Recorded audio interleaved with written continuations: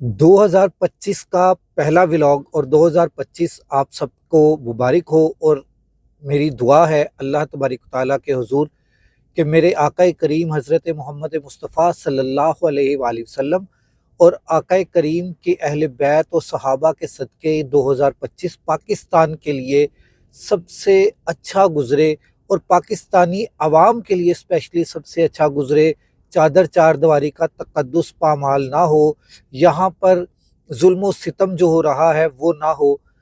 میرا آپ نے یہ ولاگ اینڈ تک دیکھنا ہے، بہت اہم ولاگ ہے میرا، اپنا اس سال کا سب سے اہم ترین ولاگ ہوگا۔ سب سے پہلے لاکھوں کروڑوں درود آپ صلی اللہ علیہ وآلہ وسلم اور آپ صلی اللہ علیہ وآلہ وسلم کے اہل پاک پر اور اہل بیت پر۔ جی دوستو، 2022 گزر گیا جو رجیم چینج کا سال تھا۔ 2023 گزر گیا جو عمران خان کی کو قید کرنے کا اور ظلم و بربریت کا فالس فلیگ آپریشن کا سال تھا۔ 2024 بھی گزر گیا جو مینڈیٹ چوری کا سال تھا، اور مینڈیٹ چوری کے سال کے گزرنے کے بعد اب 2025 کا آج پہلا دن ہے۔ 2025 آج 1 جنوری ہے، اور دعا ہم نے کر لی ہے اللہ تبارک تعالیٰ کے حضور کہ 2025 میرے پاکستان کے لیے اچھا سال ثابت ہو۔ میں سب سے پہلے ایک حامد میر صاحب کا پروگرام دیکھ رہا تھا جس میں علی ظفر صاحب تھے اور دوسری طرف رانا ثناء اللہ صاحب بیٹھے ہوئے تھے۔ تو وہ ایک علی ظفر صاحب سے انہوں نے ایک سوال کیا حامد میر صاحب نے، اور بڑا سیریس ہو کر انہوں نے ایک سوال کیا۔ میں اس سوال کو رپیٹ کرنا چاہتا ہوں، جو سوال کہ جناب جاپان میں ایک وزیر اعظم، موجودہ وزیر اعظم جو ہیں، انہوں نے ایک اڑان پروگرام کے افتتاحی تقریب میں انہوں نے ایک بات کی کہ جناب میں جاپان میں گیا تو وہاں پر میں 2 قدم چلا تو کر کے آواز آئی، پھر تھوڑا سا آگے چلا تو پھر کر کے آواز آئی، پھر 1-2 منٹ کے بعد کر کے آواز آئی۔ کام چل رہا تھا، کام ہو رہا تھا، کر کے آواز آتی تھی۔ تو میں نے آگے سے ان سے پوچھا کہ یار یہ کر کے آواز کس چیز کی ہے؟ تو انہوں نے بتایا، جو جاپانی ان کو وزٹ کروا رہے تھے فیکٹری کا، انہوں نے بتایا کہ یہ کر کے آواز اس چیز کی ہے کہ لوگ احتجاج کر رہے ہیں اور ساتھ میں کام بھی چل رہا ہے۔ تو کیا پاکستان میں یہ کام اس طرح سے احتجاج ریکارڈ ہو سکتا ہے؟ ساتھ وزیر اعظم صاحب نے یہ بھی کہا کہ پاکستان میں سڑکیں بلاک کر دی جاتی ہیں، سارا کچھ بند کر دیا جاتا ہے۔ تو میں اور حامد میر صاحب نے علی ظفر صاحب سے سوال کیا کہ کیا پاکستان میں اس طرح سے ہو سکتا ہے؟ تو علی ظفر صاحب نے یہ بلنڈر مارا کہ نہیں، پاکستانی قوم ابھی اس لیول پر نہیں آئی، یا پاکستانی قوم جو ہے وہ اس طرح سے نہیں کر سکتی۔ یہ علی ظفر صاحب نے جب کہا تو میں ہرٹ ہوا ہوں، مجھے دکھ ہوا ہے علی ظفر صاحب کے اوپر کہ وہ بیرسٹر بھی ہیں، وہ سینیٹر بھی ہیں، اور اتنے پڑھے لکھے ہونے کے باوجود انہوں نے ایک یہ غلط بات کی ہے۔ مجھے اس بات سے اختلاف بھی ہے، میں احتجاج بھی ریکارڈ کروا رہا ہوں علی ظفر صاحب کے اگینسٹ۔ یہ علی ظفر صاحب کو بات نہیں کرنی چاہیے تھی۔ علی ظفر صاحب کو کیا کہنا چاہیے تھا میں یہ بھی بتاؤں گا۔ میں صرف وہ احتجاج نہیں کر رہا کہ جناب، میں صرف اعتراض نہیں کر رہا کہ میں اعتراض برائے اعتراض کروں، نہیں، میں اس کے آگے جواب دے رہا ہوں، کیونکہ اس کے بعد حامد میر صاحب جس طرح سے ہنسے وہ مجھے اپنی توہین لگی۔ وہ ان کی ہنسی، رانا ثناء اللہ کی ہنسی مجھے اپنی توہین، مطلب کہ پاکستانی عوام کی توہین لگی۔ میں وہ پاکستانی عوام کی توہین برداشت نہیں کر سکا، اس لیے میں نے آج کا پہلا ولاگ پاکستانی قوم کے نام کر دیا کہ میں پاکستانی قوم کے نام یہ آج ولاگ کر رہا ہوں کہ ہم علی ظفر صاحب کو وہاں پر کہنا کیا چاہیے تھا۔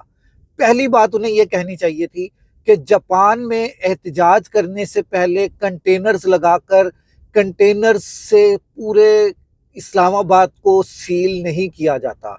پھر صرف اسلام آباد کو نہیں، پاکستان کے ہر ضلع کو جو اس کی باؤنڈری وال ہوتی ہے اس کو سیل کر دیا جاتا ہے۔ تو کیا جاپان میں اس طرح سے ہوتا ہے؟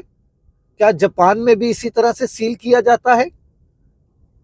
یہ سوال بنتا تھا حامد میر صاحب سے علی ظفر صاحب کا۔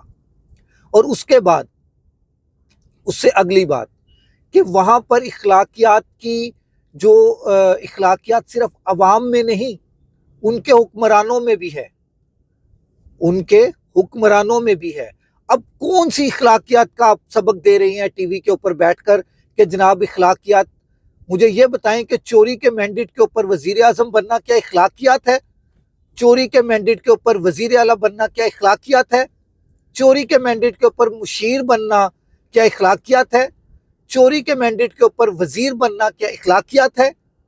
پہلے آپ اخلاقیات کو سیکھیں، اس کے بعد پاکستانی قوم کے اوپر اعتراض کریں۔ علی ظفر صاحب، معذرت کے ساتھ مجھے آپ کا یہ جواب پڑھا لکھا نہیں لگا۔ اس طرح کا جواب جاہل دیتے ہیں۔ آپ جاہل نہیں ہیں، آپ بیرسٹر ہیں، ایک اچھی سیاسی پارٹی کے سینیٹر ہیں، اور آپ سے مجھے اس چیز کی توقع نہیں تھی، اس جواب کی توقع نہیں تھی۔ یہ رانا ثناء اللہ صاحب دے دیتے تو مجھے ان سے یہ توقع بنتی ہے۔ یہ کوئی اور بلاول بھٹو کی پارٹی کا دے دیتا، مجھے اس سے یہ توقع بنتی ہے کہ وہ یہ اس طرح کا بیان دے سکتا ہے۔ مگر علی ظفر صاحب، آپ نے مجھے ہرٹ کیا ہے، آپ نے مجھے دکھ دیا ہے یہ بات کر کے۔ اور وزیر اعظم صاحب، میرے ملک کے پاکستان کے وزیر اعظم صاحب، آپ سے مخاطب ہوں۔ آپ نے یہ تو بتا دیا کہ وہ کر کے احتجاج ریکارڈ کروا رہے تھے، آپ نے یہ نہیں بتایا کہ میں احتجاج کرنے والوں کے اوپر آنسو گیس چلاتا ہوں، میں احتجاج کرنے کے لیے جو آ رہے ہوتے ہیں ان کے اوپر ربڑ کی گولیاں چلاتا ہوں، پھر ان کے اوپر سیدھے فائر بھی ہو گئے۔ الجزیرہ کی رپورٹ ہے، میں نہیں کہتا، ٹھیک ہے، الجزیرہ کی رپورٹ ہے کہ اس نے فائر ہوتے ہوئے دکھائے ہیں۔ پھر واٹر کینن کا وہ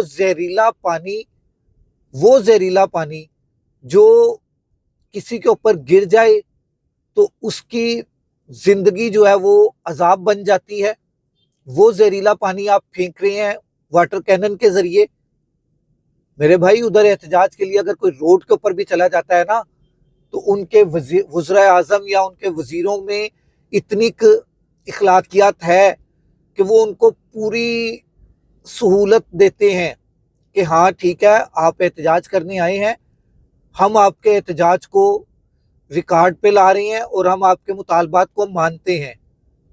ادھر بھی پہلے روڈز پر احتجاج ہوتے تھے، اب ان کے جو گورنمنٹ ہے ان کی، وہ ان کو پتہ ہے، عوام کو پتہ ہے کہ ہم جیسا بھی احتجاج کریں گے ہمارا احتجاج ریکارڈ میں آئے گا اور اس کے اوپر کوئی نہ کوئی ایکشن ضرور ہوگا، ہمیں کوئی نہ کوئی سہولت ملے گی۔ جس چیز کے متعلق بھی وہ احتجاج کر رہے ہوتے ہیں انہیں پتہ ہوتا ہے کہ یہ احتجاج ہمارا کامیاب ہوگا اور گورنمنٹ اس کے اوپر ایکشن لے گی۔